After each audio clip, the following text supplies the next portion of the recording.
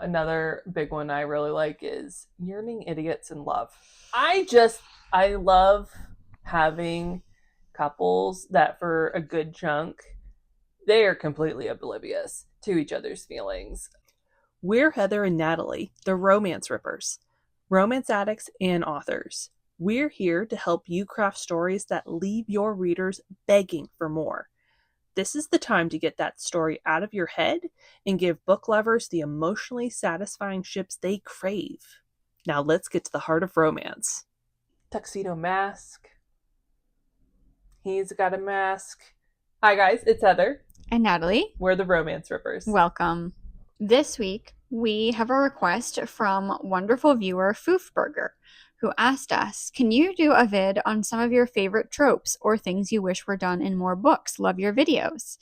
This is such a great idea, and we're very happy to discuss our favorite tropes. So thank you, Foofburger. This was really fun to put together for a little chitty chat episode. Probably my all-time favorite trope is grump women and sunshine men, because I'm a grump woman. I'm very attracted to gregarious, goofy, outgoing guys, and there are not enough books in romance with them. This dynamic.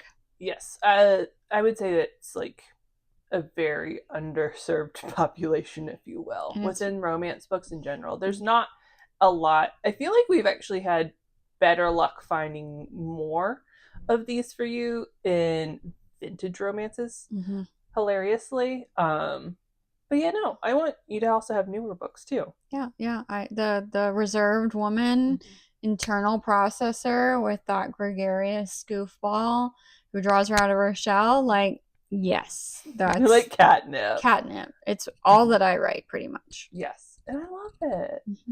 And I would say, hilariously, my top romance trope is going to be like the really prickly grump men with sunshine women who stress them out actually quite a bit. I just find it funny. It's a good one. And I just love those crusty grumps. You gotta like crack them. You gotta crack them like a nut. Yeah, and men thrive on a little bit of external stress way more than women do. So him being a little stressed out is a good thing. It's good for him. Yeah, it's environmental enrichment. It's a tasty one. I enjoy seeing, because I can relate to those prickle crusty grumps, and watching a man suffer a little bit in a way that's actually healing for him. I enjoy that. Another big favorite trope of mine is hurt comfort. Really just kind of across the board. It's ooey gooey, intimacy. Warm. It's so intimacy building. There's the vulnerability there. It's just when characters have to rely on each other and the opposite, like opposing character, steps up and does it. Like sometimes in a surprising moment. Right. It just hits, because we all want that connection. We all crave that comfort. We also like to feel needed, and so we enjoy the opportunity to help comfort someone. Because I feel like my favorite of that is when you have both characters being able to switch those roles within the same story. I'm the same way. Sometimes it's different things, like it's more an emotional comfort versus like a physical comfort. But yeah, I'm the same. I want it to be evenly balanced, but it doesn't have to be the same thing. And so if you have a character who struggles more emotionally versus physically, or it can be emotionally about different things or physically about different things, is always just it's delicious. Chef's kiss. My next really big one that I really like is the oh no moment. And this is usually reserved for grumps, usually grump men. Again, I would like to see it with grump women more. I have seen it in in the few bits of media where I've really been given this, and in my own writing, that grump women absolutely have this. And it's one of my favorite moments to lead up to. Yes, because it's a building. There's like so many little oh no moments. Yeah, you have like the first time that they feel a little comfortable, or like the first time they open up about something. And it's usually you've got 150, 200 pages before oftentimes that midpoint of the story where, it's not platonic anymore. oh no. Oh no. They care. And I'm just like, it's so good. Because again, it's usually like that, the person who's the most closed off in the relationship and them coming to this horrible realization that they are in love.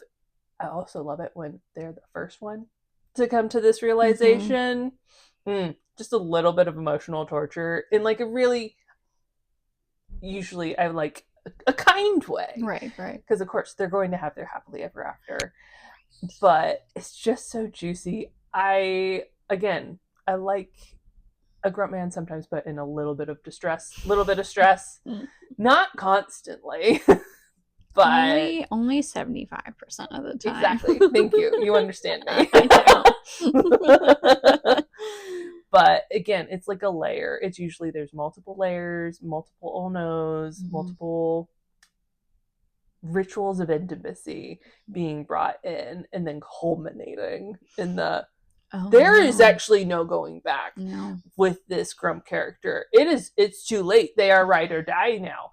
They were just either not self-aware about it or they ignored it. And they're like, it's not that big of a deal. Surprise.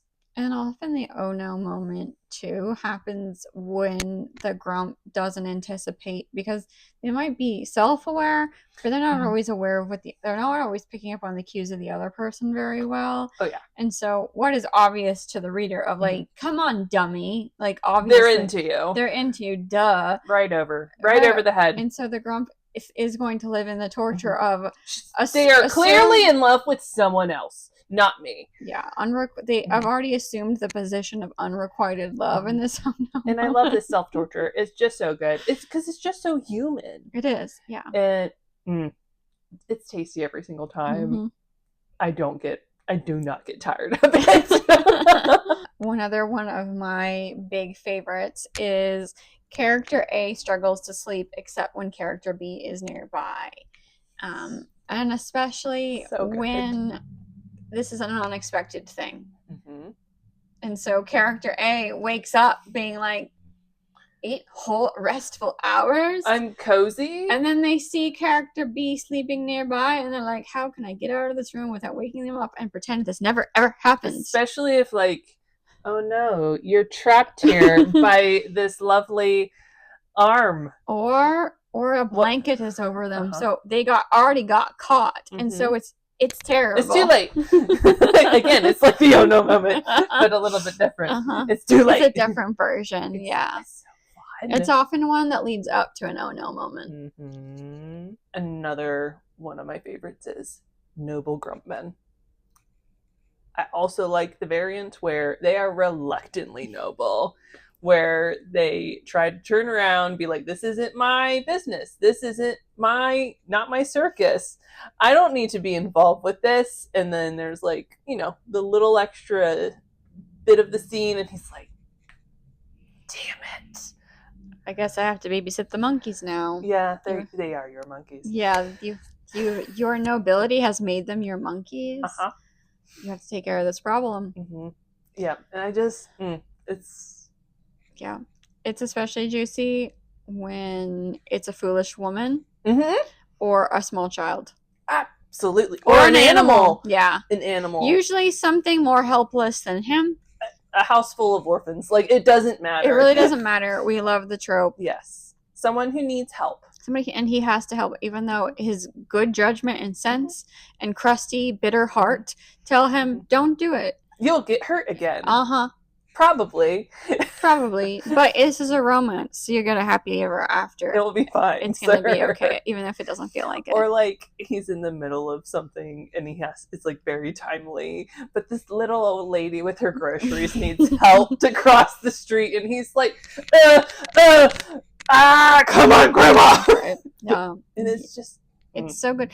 And yeah, this is a moment with like, especially with this kind of like, whenever you have this kind of crusty, often potentially might not be such a great person in other ways, but it adds the level of humanity and helps you root for this guy. Yeah, like showing he's not completely nihilistic. Exactly. He still has that very protected Yeah. By many crusty layers.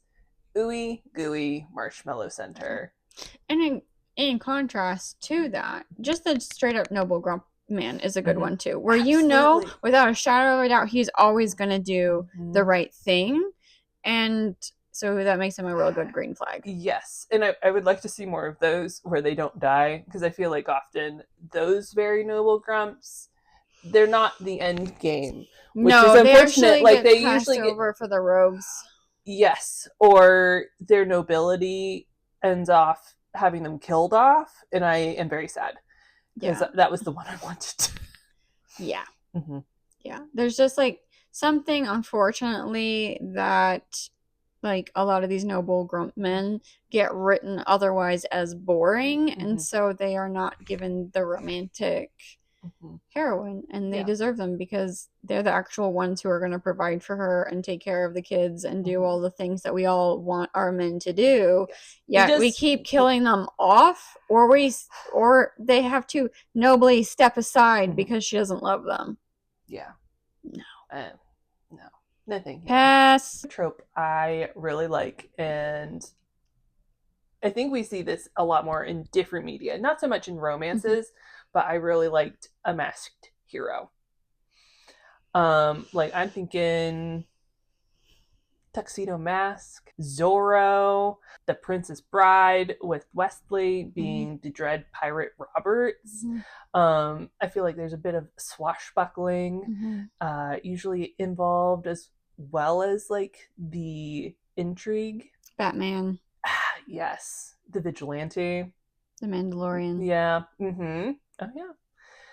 But I just really, and again, I think it's often paired with masculine characters that I already really like. Ones who are very honorable, want often to do good by society, but for various reasons feel like they have to do it behind the mask. And there's the that comes with that, the unmasking, especially in romance, where in this case, like the female heroine unmasks or realizes who this masked man is, and especially if she has both fallen in love with the masked version of him and feels conflicted about being in love with the unmasked version of him, and then voila, it's the same guy. And again, it's like that physical representation of like the really prickly, really trying to keep the internal self safe and having that barrier removed. We love the symbolism, and also guys in masks and helmets are sometimes just hot. My next favorite trope is character A doesn't even realize how much more relaxed they are since character B has entered their lives until someone else points it out. The utter horror in that moment, and it's so fun. Yeah, and again, I come from often from the perspective of this being a grump woman, because I have experienced this where I don't notice that somebody else has made my life better until somebody has the very embarrassing audacity to point this out to me. Point out the obvious? Point out the obvious. And then I feel self-conscious, and it's like, oh my God, vulnerability. My vulnerability was exposed. But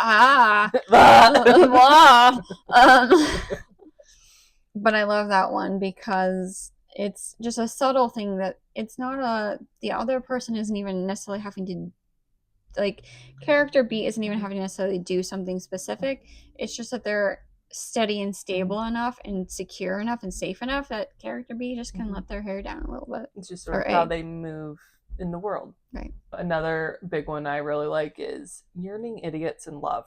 I love having couples that for a good chunk, they are completely oblivious to each other's feelings. And it might be for a variety of reasons. They might be really busy. I don't know. Can be really busy. Circumstances can be life or death circumstances that it's not polite to talk about, like depending on like the time period it's in, their classes. There's so many ways to do it. Right. Yeah. Like it sounds like a simple trope, but the execution I feel like is really what makes it, and it can make a romance story very unique. I love the trope of at least one character has a beloved pet and it doesn't die. This is not a horror story. This is not a horror story. This is not a case of, in order to get closer, character B helps character A get through the death of their beloved pet. The pet is a sidekick to this couple, whether through the pet helps, or is like, I don't like this new person, I'm a little jelly of this. It doesn't matter, but the pet is important to one of the characters, and that's taken into account. Yes, and it feels like with what you're describing is it also sometimes the pet itself can create a little bit of conflict. Like, be it, say, I don't know, be like my cat Sophie, and she is grumpy and jealous. Like, that's a bit of a conflict. Or say the animal took a really long time to warm up to their owner, clearly loves them very much, and then is like, I know you, person, I like you. It's like, this is a good egg. So those are some tropes that we both really love. Thank you again, Foofburger, for this suggestion in your comment. We had a lot of fun coming up with these lists and also just talking about it. It's a fantastic suggestion because I feel like also tropes sometimes get a bad rap.